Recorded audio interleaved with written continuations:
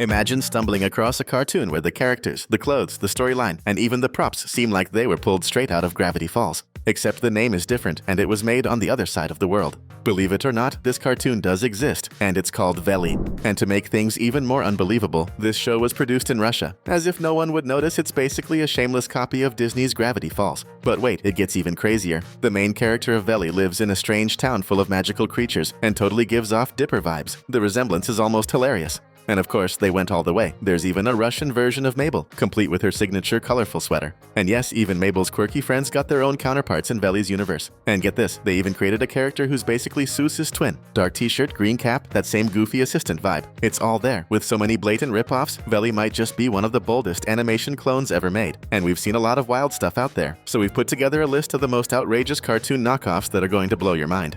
If you grew up anywhere on this planet, chances are you've heard of the Power Rangers. That legendary group of teens in bright colored suits who transform into superpowered heroes to battle weird villains, massive monsters, and all kinds of evil creatures, using some seriously cool martial arts moves. But here's something a lot of people still don't know. As iconic as Power Rangers may be, they're actually a copy, yep, a very direct one, of much older Japanese series. Long before Angel Grove and Zordon ever came into our lives, Japan had already been producing teams of teenage warriors with the exact same concept. Back in the 80s and early 90s, Japanese studios were pumping out new teams every week, fighting evil from outer space, alternate dimensions, underwater empires, you name it. Two big hits that became insanely popular in Japan, and even made it to Brazil before Power Rangers ever aired, were Changeman and Cybercops. These teams were huge with kids way before the American version took over. Sure, over time, Power Rangers became the more global hit, with tons of seasons, movies, reboots, and mountains of toys. But behind all that fame lies a very clear inspiration, or more honestly, a full-on copy, of ideas Japan had been perfecting for years. And here's the twist. Even though it's the only copy on this list that actually ended up more popular than the originals, it doesn't change the fact that, yeah, it's still a copy. And a big one. So just remember, Power Rangers might be legendary, but it was borrowing heavily from something that came first. If you grew up watching The Loud House and suddenly come across this other cartoon, you're probably going to feel like you're seeing double.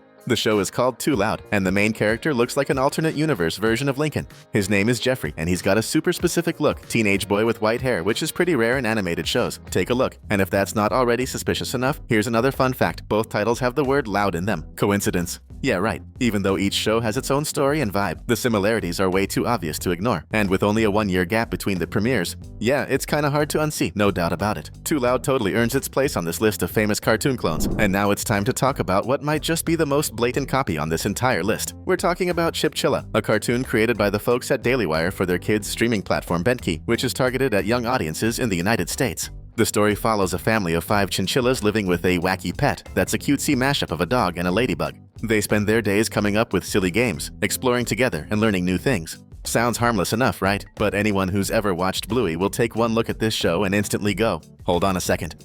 Because Chipchilla feels like an alternate version of Bluey. The animation style, the scenes, and even the overall vibe of the show are super similar to the beloved blue heeler pup from Australia. Want proof? The main characters are the same color, blue. And the inside of the chinchilla family's home looks a whole lot like the heeler house. And let's not ignore the mom. In Chipchilla, the mom's name is Chinny. In Bluey, it's Chili. As if that wasn't enough, even the openings of the two shows feel suspiciously alike. Both feature cheerful music, simple lyrics, and that fun, wholesome vibe of a family about to enjoy playtime. And to top it off, both shows aim to end every episode with a life lesson. It's that sweet moral message kids love and parents appreciate. But seriously, if you watch Chipchilla after Bluey, it really feels like you're watching the same story, just with different characters. Sure, it's well made, but there's no denying it's a blatant copy. If you're enjoying the video so far, don't forget to hit that subscribe button so you never miss any new content. Thought you'd seen every knockoff of Adventure Time out there? Well, buckle up for another one. After the already well-known Chinese copy Lucky Pie, we've now discovered yet another version inspired by Finn and Jake's adventures, this time from Turkey. The animation is called Ebi, and it debuted in 2015 with the intention of being more educational. But even so, it's hard to ignore how much it resembles the look and feel of the original Cartoon Network series. The story centers around a little girl named Ibi and her turtle sidekick, Tosi. Together, they travel through a totally bizarre world where they meet living stuffed animals, friendly robots, and all sorts of quirky creatures. Even though the plot is more educational and geared toward teaching kids, Ibi really leans into the bright colors, character designs, and even facial expressions that just scream way too inspired. And there's more. You can't ignore how much Ibi looks like Princess Bubblegum. They both have that cutesy design. And the most obvious similarity, that standout lilac purple hair. Now, if you think a copy has to be subtle to be funny, you're about to crack up with this one. You know that cartoon that pulls no punches, has janky animation, and became a cult favorite among adults. Yep, we're talking about South Park. With over 26 seasons, the show is known for its over-the-top jokes and savage takes on pop culture. But even South Park wasn't safe from being copied. And where did this knockoff come from? Kuwait. Yep, straight out of the Middle East. The animation's called Block 13, and it has zero shame about being a clone. The characters have that same cutout paper style that's become South Park's signature. And the humor. Super sarcastic and ironic too. Just like the original, the show follows a group of 4 boys constantly getting into trouble, often while standing around talking near a sign. Sound familiar? And get this. One of the boys in Block 13 wears a hat just like Kyle. Another is chubby like Cartman. And there's even a kid who always has his face covered, just like Kenny, where you can only see his eyes. Let's be real. This one totally wins the prize for most shameless ripoff in the entire video. Now let's talk about a show that did get a bit of attention from anime fans. But let's be real. It clearly rode the coattails of another global anime giant.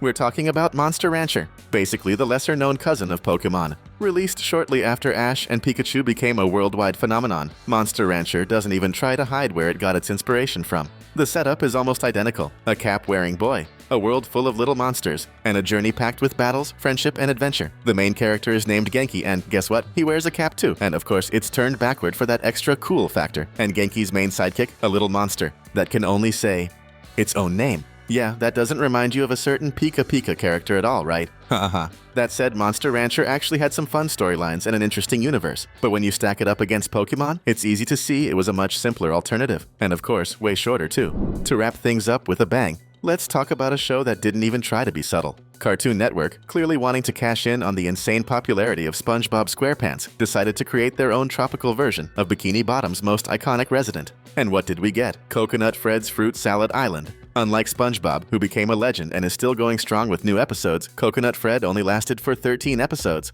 before getting the axe real quick. The reason? It was such a forced, unfunny copy that most viewers couldn't make it past a few episodes. Even Fred's voice actor, Rob Paulsen, admitted that the show was basically a blatant SpongeBob ripoff. Yep, even the cast couldn't back up the idea. Okay, so this show doesn't take place underwater like Bikini Bottom. It's set on a wacky island filled with living fruit, but even with the location change, the entire vibe screams SpongeBob. Fred is way too energetic, always getting into ridiculous situations, and his behavior, almost identical to our friend from the Krusty Krab. The tropical setting, the nutty characters, the chaotic storytelling, it all feels like a lazy attempt to recreate the magic of SpongeBob.